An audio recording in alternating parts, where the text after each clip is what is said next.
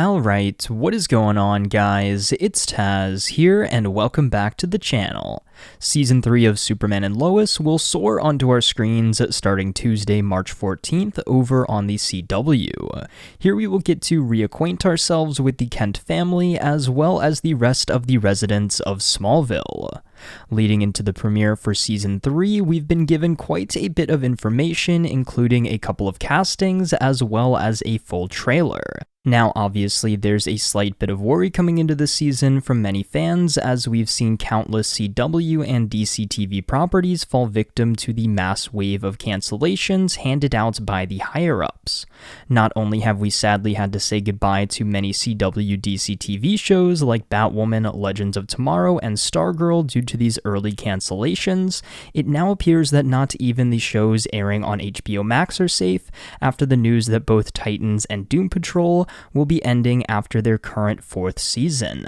As a result, this news makes not only myself, but tons of DC TV fans quite nervous going into this season of Superman and Lois, unsure if it will be the end of another great piece of DC Comics television. But at the moment, there's no real word one way or the other, outside of a small quote from James Gunn saying that the show has maybe 1 or 2 seasons left, as well as it seems to be branded under the Elseworlds banner for this DC Universe rebrand. So all we can really do is act as Superman would and hope for a renewal. And with that said, let's just fly straight into this breakdown of everything we know about Superman and Lois ahead of its Season 3 premiere. Last season's finale saw Clark supercharge his Kryptonian powers and have one final epic Super Saiyan battle with Parasite defending Smallville and the entire world, preventing the merger with the Bizarro world and putting a stop to both versions of Allie once and for all. We also had the famous General Lane speech to the Super Sons where he revealed that Clark was the one and only hero on their Earth and officially confirming that the show itself takes place outside of the main continuity of the Arrowverse.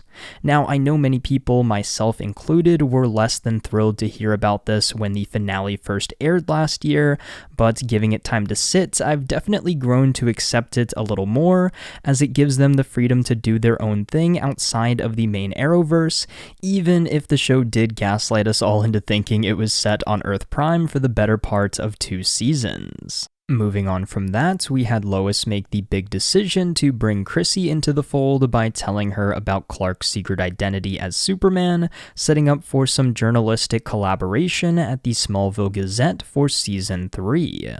One of the big cliffhangers of last season was the setup for Bruno Mannheim and Intergang with a very cool meeting between 2 of the best Johns in the multiverse, that being Diggle and Henry Irons.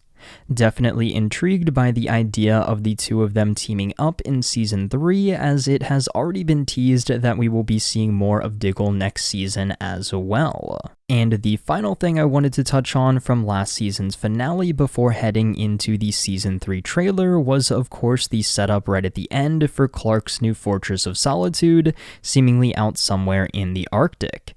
This time, however, it's not just for Clark, as he said they are doing things as a family now, which is very exciting, as I'm sure this means we will see more of Clark training Jordan to control his Kryptonian abilities, while also giving Jonathan some cool Kryptonian tech to help out in the field.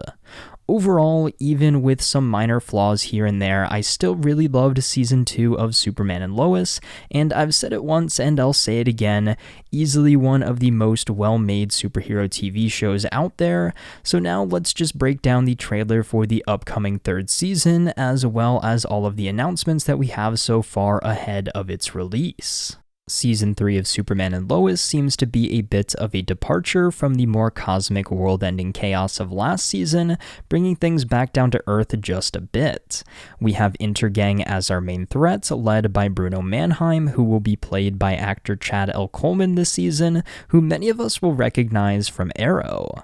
From the little character description for him released by the CW, it does seem that he will start out as someone who is seen pretty favorably in the public eye, however will secretly be leading the criminal organization known as Intergang. Lois Lane will play a key role in the investigative side of things, working to expose Mannheim as the criminal he is to the people of Metropolis. The trailer does a good job of showing where things are picking up in Season 3. The twins are getting older, Lois is working hard investigating Intergang, so much so that she seems to be putting herself in increasingly dangerous situations. Clark has gotten a bit of an update to the suit, nothing major, but it is definitely more vibrant with a bit more detailing and texture on the crest. Very subtle change, but a much appreciated improvement nonetheless. Addressing one of the larger changes going into this season, obviously the recasting of Jonathan Kent. Now, I'm not going to go too deep into things, but long story short, the original actor Jordan Elsass had to step down from the show for personal reasons, and the creatives were more than happy to accommodate his wishes. So going into Season 3, we will have a brand new Jonathan Kent, this time played by Michael Bishop. And to be completely honest, if you weren't paying super close attention to the trailer, you may not have even noticed the recast. I doubt it will be a massive deal in the show, probably just some one-off comments about Jonathan looking different or getting a haircut or something, and they'll never address it again.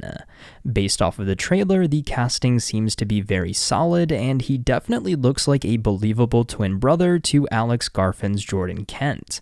The CW has definitely gotten pretty good at recasting twins. Speaking of the Super Sons though, something that I feel will carry over into this season was the Super Kids team up between Jordan, Jonathan, and Natalie. A couple of frames from the trailer seem to hint at more of them working together, separate from Clark and John Henry, most likely tackling smaller crimes surrounding Intergang. Someone we haven't mentioned yet in this trailer, however, though, is John Henry Irons. He's not there much, but from the end of last season with his meeting with Diggle, and based off of the info that we've been given for this season so far, his story does seem to be intertwined with Intergang, Bruno Mannheim, and even this Earth's deceased version of John Henry Irons. And now finally, quite possibly the biggest tease from the trailer, Lois reveals that she may be pregnant, only to have her seemingly captured by Intergang. We then get a few shots where Clark appears to be hit with some sort of kryptonite gas, followed by quite the destructive scene in Metropolis.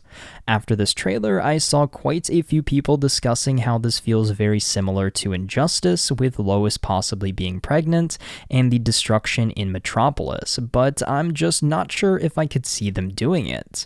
Not that it wouldn't work, I personally love Injustice, the games and the comics, but after the last two seasons having some form of evil Superman, I just don't see them doing that for a third time in a row. What I feel like is the more likely solution to all of this is that Intergang has potentially found a way to weaponize kryptonite or even X-kryptonite and use it against Superman.